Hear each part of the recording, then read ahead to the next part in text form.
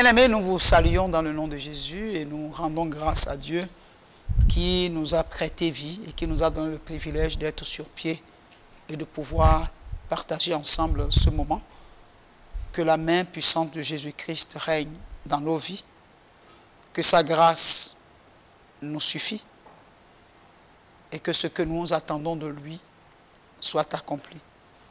Qu'il nous donne la grâce d'être ferme dans la foi et de ne jamais faiblir au nom de Jésus-Christ.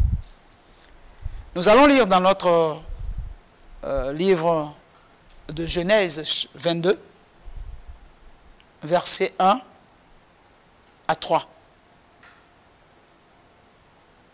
Après ces choses, Dieu mit Abraham à l'épreuve et lui dit, « Abraham » et il répondit, « Me voici. » Dieu lui dit, « Prends ton fils, ton unique, celui que tu aimes, Isaac. Va-t'en au pays de Morija, et là offre-le en holocauste sur l'une des montagnes que je te dirai. »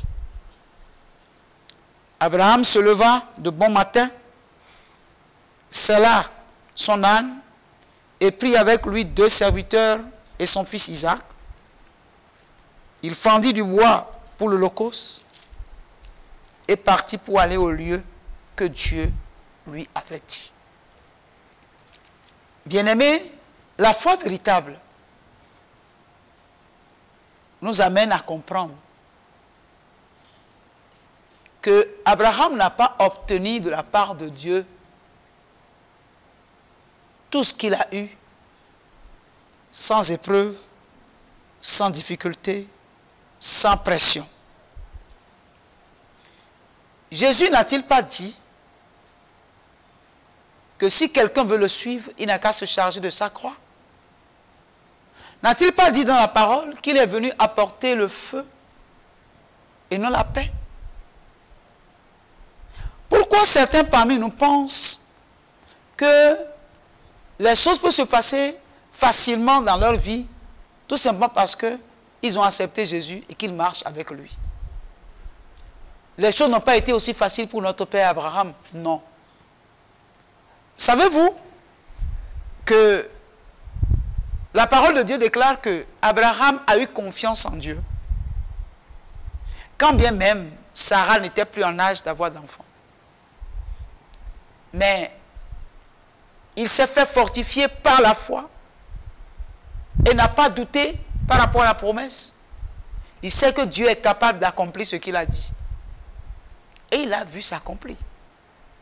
Sarah est tombée enceinte à l'âge de 100 ans. Elle a accouché d'Isaac. L'invisible est devenu visible et l'impossible est devenu possible pour Abraham à cause de cette foi inébranlable qu'il a eue envers Dieu. Isaac est né, il était dans la joie,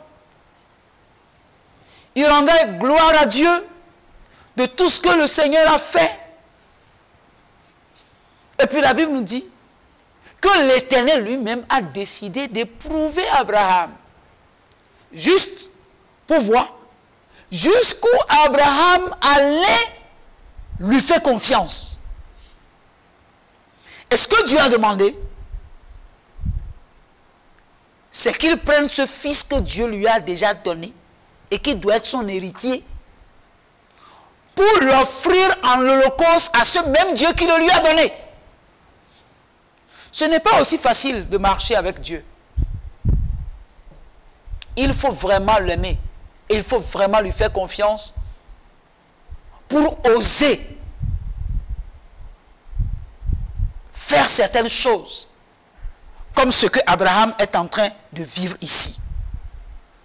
La Bible nous dit, Abraham se leva de bon matin. L'obéissance vaut mieux que le sacrifice. La foi d'Abraham l'a mené à obéir systématiquement à tout ce que Dieu lui disait. Cela son âne et prit avec lui 2 serviteurs et son fils Isaac. Celui qui a donné l'enfant a demandé qu'il prenne l'enfant pour le lui offrir en holocauste. Pouvait-il dire non? Pouvait-il trouver des arguments pour justifier le fait qu'il ne pouvait pas donner cet enfant? La Bible nous dit, sa foi le conduit à obéir, il s'est levé de bon matin. Il fendit du bois pour l'holocauste et partit pour aller au lieu que Dieu lui avait indiqué. Bien-aimé, quand vous avez foi en Dieu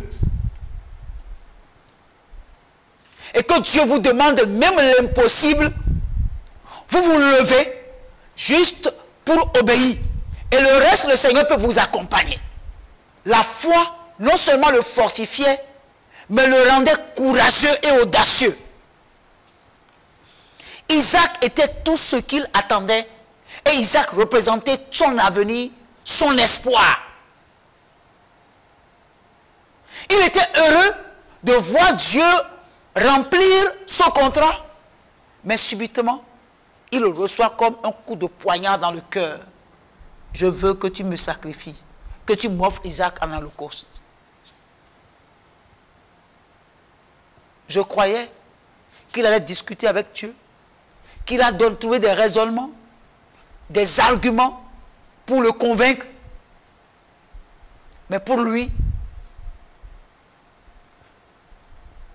ce que Dieu dit est comme un ordre, il doit pouvoir obéir parce qu'il avait confiance en Dieu.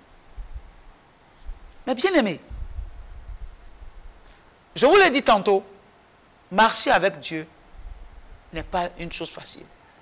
Tous ceux qui ont marché avec Dieu et qui ont vaincu, qui ont élevé la coupe de la victoire, s'ils doivent s'asseoir pour vous raconter leur histoire, parce que beaucoup de personnes, ils voient un homme ou une femme debout, ils voient ce qu'il a réalisé, mais ne voient pas ce qui s'est passé pour que ce qu'ils voient là puisse être réalisé. C'est pourquoi nous avons besoin de nous approcher de ceux qui ont marché avant nous, de ceux qui ont combattu et qui ont eu la victoire et qui ont fait confiance en Dieu. Nous devons nous approcher d'eux pour qu'ils nous racontent leur expérience, pour que nous soyons fortifiés et aient le courage de continuer à faire confiance à Dieu. La Bible nous dit, au verset 7 à 8, alors Isaac, parlant à Abraham, son père, dit, mon père. Et il répondit, me voici, mon fils. Isaac reprit,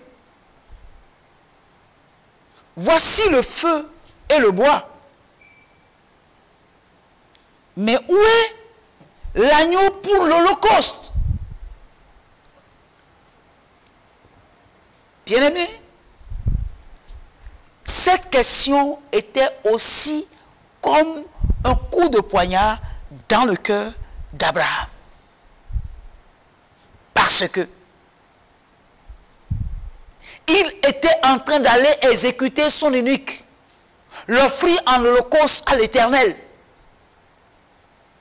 Et cette offrande, qui devait être l'holocauste pour Dieu, a posé des questions. Où est l'holocauste? Bien-aimé, lorsque vous marchez avec Dieu, vous êtes sur le chemin de l'obéissance par la foi.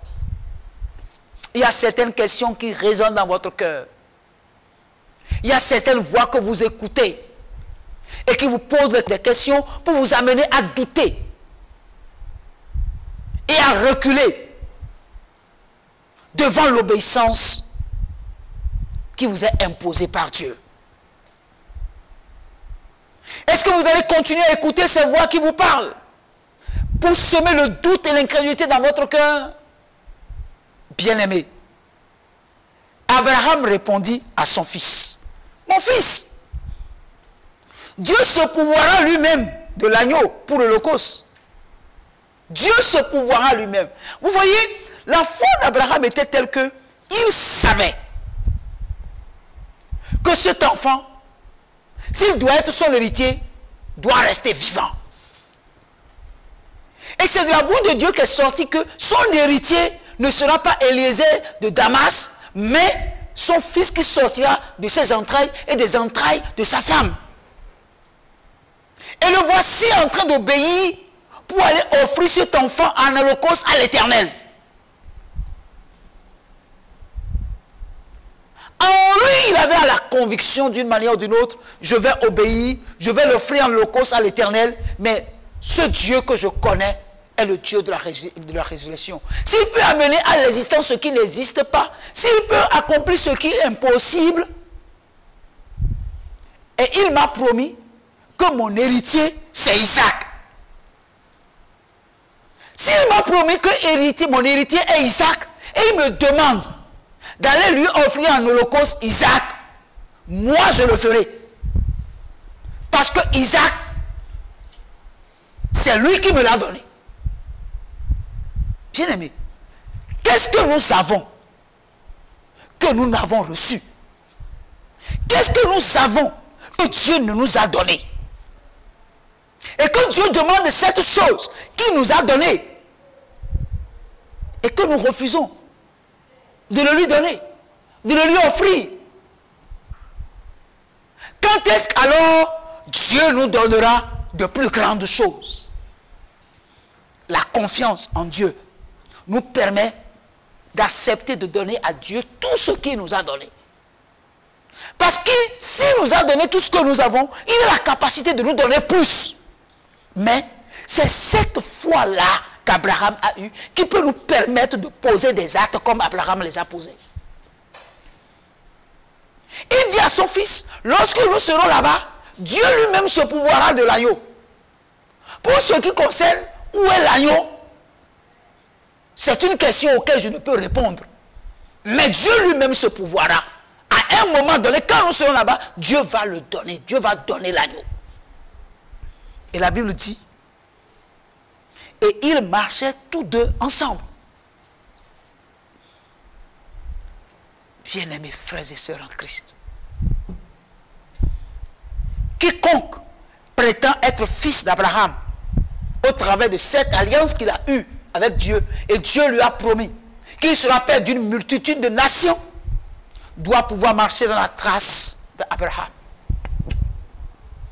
Si vous êtes difficile d'accepter de faire des sacrifices parce que Dieu lui-même vous a donné pour Dieu, cela n'a pas été difficile pour Abraham. Il a obéi. Il a fait ce que Dieu lui a demandé de faire. Bien-aimés, nous devons obéir. Nous devons faire ce que Dieu nous a demandé de faire si nous marchons véritablement comme Abraham a marché. Ce n'est que dans ces conditions-là que notre foi nous sera imputée comme ça a été le cas d'Abraham. Bien-aimés, si nous sommes infidèles, Dieu demeure fidèle.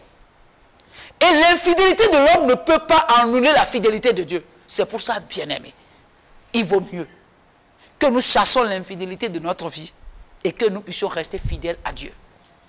Aussi longtemps que nous resterons fidèles à Dieu, fidèles à sa parole, fidèles à ses exigences, et que nous continuons de lui faire confiance en faisant tout ce qu'il nous demande de faire, je vous assure que vous ne serez ni confus ni honteux. Bien-aimés frères, ce que je dis est aussi valable pour moi qui vous parle et aussi valable pour vous qui m'écoutez. Si nous voulons marcher avec Christ, nous n'avons pas de choix. Nous sommes obligés de croire à toutes les promesses qu'il nous a faites et marcher comme Abraham a marché avec lui. Et ainsi, nous pourrons être guéris de notre maladie. Et ainsi, nous pourrons enfanter si entre-temps l'enfantement était impossible. Nous pourrons nous marier si entre-temps nous marier était difficile. Bien-aimés, consolez-vous par ces quelques paroles et que le Dieu de gloire bénisse chacun de vous au nom de Jésus-Christ.